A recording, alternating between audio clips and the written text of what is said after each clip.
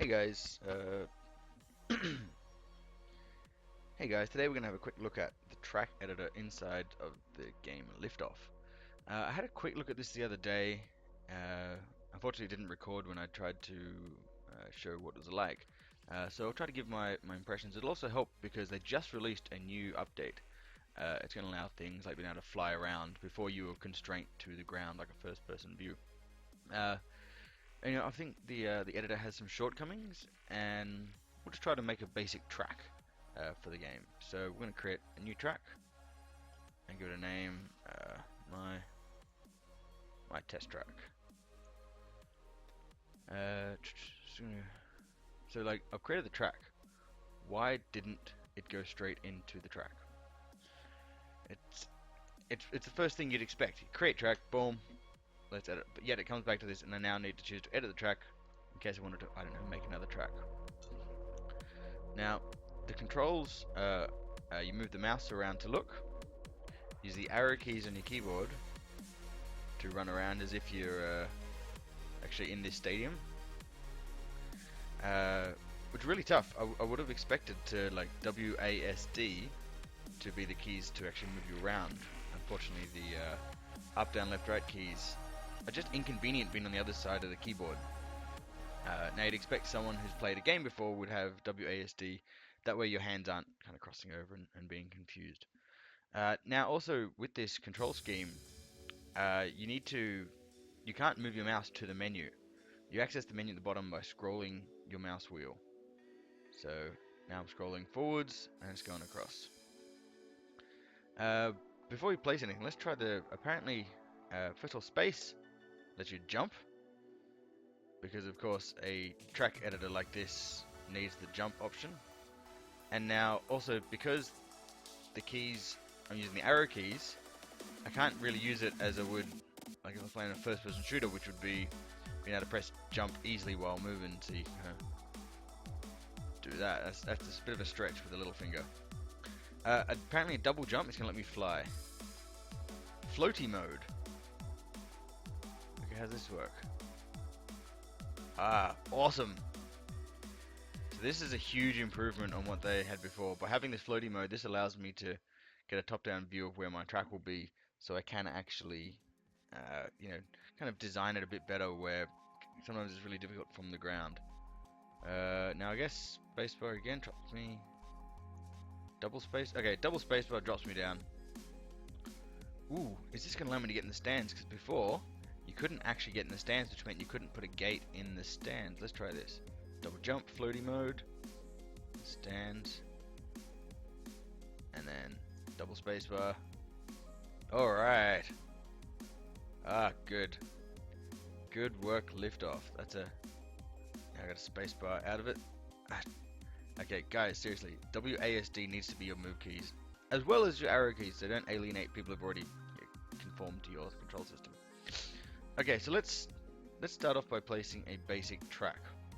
So once again, you got to use your mouse wheel to choose gate and click, which is really strange for me because in a Windows environment, you expect the cursor in the middle of your screen to be what you click on. So it's just something you have to wrap your head around. So now just scrolling the wheel again, I'm going to choose a gate that I like. Now, it's really unintuitive, but to rotate this, you need to use the letters O and P. The keys O and P on your keyboard. So we pick this big gate, and O and P now. Firstly, I believe O and P go backwards from the way they should. You'd expect O would rotate to the left, so you think like anti-clockwise, but in fact it goes the other way. And P, I'd expect to go clockwise, but it doesn't, it goes the other way. So that's frustrating. Also, I don't know a reason why O and P are the choices. Anyway, being able to place the object only close to the camera, like this, I feel there's a bit of limitation. Sure, it's handy to get it right in front of you, but if I want to place it further afield, let's say I want to put a flag down by the sign over there, I can't. I need to physically fly over there, and I feel this is just a limitation that's kind of holding people back from creating great tracks. Anyway, we'll put a gate here. Just click and place it. I'm going to put another gate. Where are we going to go? Actually, let's use the floaty mode. Okay, so look down. Okay, yes, floaty mode. Great.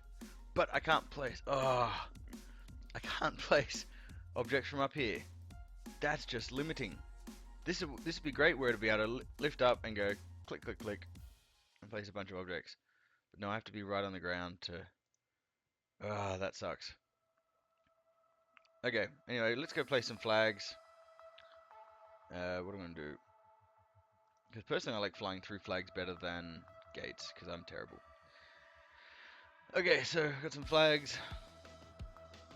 Once again, the fact that I have to come all the way over here to place it is just, that's really frustrating. So, gonna get a flag here. Like I have to look up to see the track. So if I want to put it there, I'll make a very, very simple oval track. Nothing too complicated, just to test it out. Now, one other thing with moving, which is, it's kind of nice for an aesthetic, but it really sucks in an editor, is that when I move forward and let go of the key, it takes a while to slow down. Like it kind of makes it pretty to look as you're moving stuff around, but if I want to stop right on a position, if I want to, say I want to place this flag on that, see, I can't get the exact zoom I want. I need to tap it slightly, and it still just goes long distances. Like that slowing down is not me. Like I let go of the keyboard, and it continues moving, and that is just, that's just frustrating. Okay, so now let's say I want to move one of my flags. So I've kind of placed this one too close. How do I move this? You know what? I don't know. I've only used this editor for a few minutes just the other day, and I don't. Like clicking will take me to the menu right now.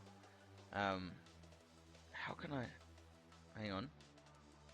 If I put my mouse over it, can I click? No, because it takes me back to the menu. What? Oh, now the flag disappeared. What? That, okay, that's strange. Okay, let's place another flag. So go to the flags. I pick any flag, it doesn't really matter. And I place it. Oh, okay. Okay, to give you guys an idea, I have plenty of experience with game editors and 3D programs. And so, being able to use an editor like this, even track editors inside games, I should be able to work this out. Now, how do I, like, so moving my mouse over it highlights it. No, moving doesn't work. Nope, that spacebar's not working. Okay, I'm just going to start pushing keys.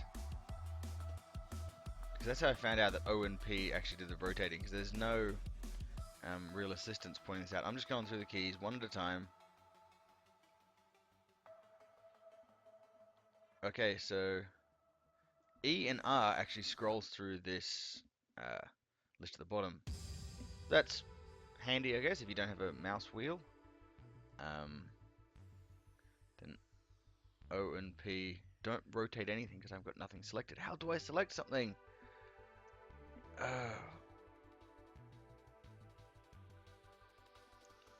No, I've just gone through basically every key on the keyboard.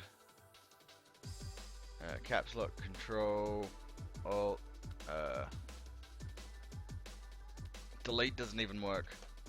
You've got to be kidding me. How do I interact with this guy? Enter plus the numpad. Okay, that makes no sense. Guys, seriously, lift off people. Come step this up. It really shouldn't be that difficult. There should be a, I get what you're trying to do. You're trying to make it super easy and accessible, but I feel like you're missing the boat. Most people have been able to, kind of in their mind, have been able to click objects, whether it's in, in a 3D program or whether it's in any kind of game where you're placing objects. Like if you look at a track editor in a game like Trackmania, you're able to actually select each component. You're able to move it, click it, delete it. Like there's a cursor system like every Windows program and Mac program. I don't know why you guys are running along with this system, having the kind of the middle of the screen be your cursor. Like, give me a regular cursor. Like this fly cam, great. I'm a big fan. Huge improvement from what you guys had before. Um, but I feel like you're letting everything down. But okay, so I digress. It's a bit of a rant. Now we're gonna carry on. We're gonna pretend this is the best track ever made. Let's see how we can actually turn it into a track. So we're gonna save the track. Edit races. So you're able to set up races, which means you can set up how many laps you got to do, what checkpoints you need to get through, and things like this. So we're gonna create a new race, and so I'm gonna call it my test race. Okay. Now, of course, once again, it comes back to the editor, the menu. Why? It should jump straight in to edit the race. Okay, so now we have our flags, it looks like. I guess this is our start-finish point. What else we got? So if I click on that, it's got a help button. What does that do? Nothing. Oh, hang on. Does that go here?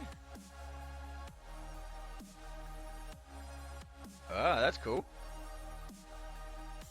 I guess question mark wasn't help, like in every program. It meant it didn't have a link. Can I link this? Ah, that's good. Hang on, connecting the passage will create an impossible loop. Add another passage on a checkpoint if you're trying to create a loop. So you can't have a race with two flags. Okay, we're gonna go back to track, but I'm gonna add another gate. Edit track. Ah, I went to move my mouse cursor down to the gate icon at the bottom. It's just unintuitive. Now I gotta place this all the way down the ground. Once again, I reached for WASD because that's just natural, and okay, so we're gonna use O and P to rotate this guy, because O and P are back to front. Just deal with it. So it's really hard to get the right angle. Like, is it snapping to 5 degrees? I think hard snapping to 5 degrees would be a smart move because it allows people to line stuff up, but even allow people the freeform option of not snapping it. You know what? Let's put 4 flags in. Let's make this a different track. Okay. There we go. My super awesome track. Now let's go back to the menu. Yeah. Now we're going to save the track. Edit the race. Edit the race. Now where is my other... What's this plus and minus do? Okay, that's a zoom, I guess.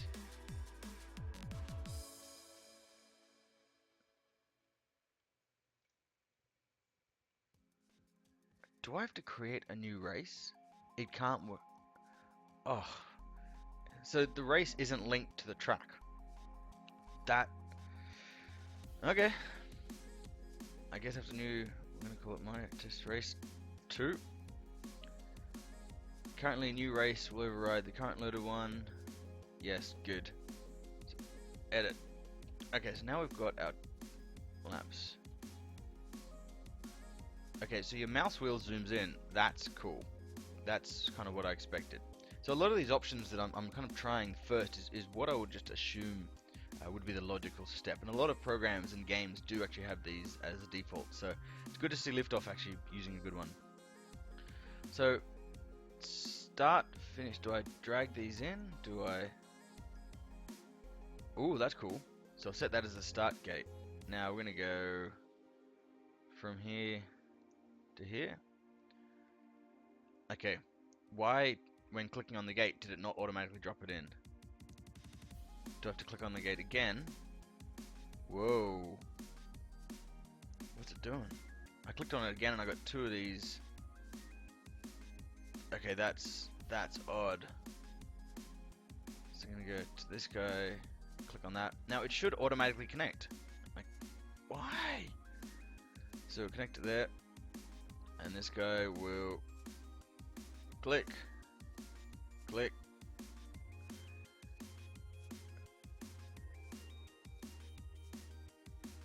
Well, that's strange. Why did it remove?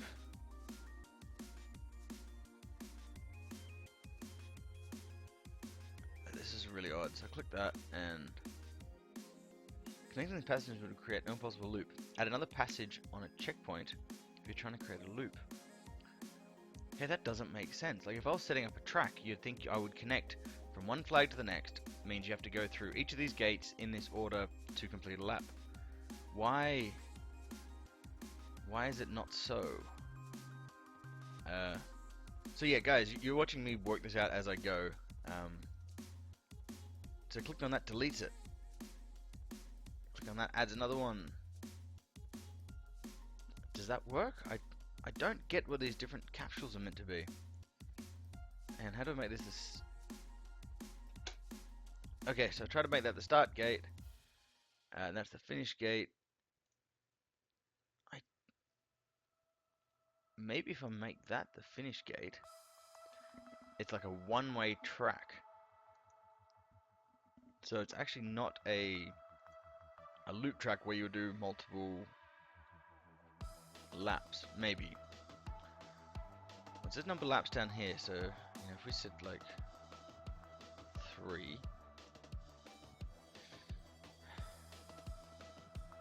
I think we're good. Now I'm going to break out my controller and give it a go. If I have any luck, I'll be back. But anyway, these are my first thoughts on the editor. Well, basically my second thoughts, because I had the first thoughts just the other day, before they introduced the flying cam, the floaty cam. Floaty cam. What a name. Anyway, this is just a few frustrations of someone who should be able to use this editor pretty quickly. You'd expect out of the box it to be simple, that the average person could use it. Unfortunately, I think these guys have some work to do. It isn't early access. Now, I need to say that this is definitely early access, so there's a lot of stuff getting changed and updated in the whole game, which is great, and is making this a really good drone simulator. But I hope you guys listen to it. Oh, another thing. If we go to edit track, back to track builder, edit track. One of the things you can place down, and this I tried placing the other day, and this kind of bothered me. If we go to markers, and I'll place some cones. So these are great. You can place racing cones down, like everyone has at racing events, and this allows pilots to kind of be aware of the track in case you come off course and you get a bit squirrely. So being able to place these down is great. You can place them one at a time. Now, obviously, not being able to place them a long way away is frustrating, because it means you have to fly along and kind of click, click, click, click, click, click, click, click, click as you go. Which is great, and it gives that nice hand-placed look, because it's all hand-placed. Now, the problem arises in that, let's say you have a really complex track, and you put down about 1,000 cones, and things are looking great.